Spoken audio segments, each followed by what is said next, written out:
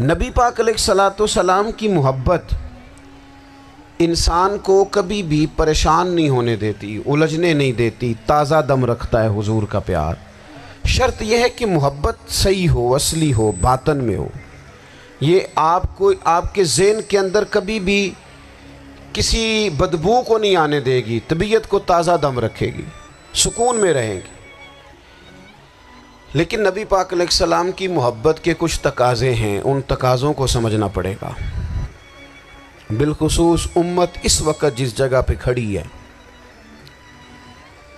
آپ دیکھیں کہ اتنی بربریت اور اس جیتے جاگتے دیکھتے ماحول میں کہ جس میں ہر چیز کیمرے کی آنکھ دیکھ رہی ہے، اس میں اس قدر زیادہ اسرائیل کی جارحیت، اس کے جواب میں دو تین تازیانے ہیں۔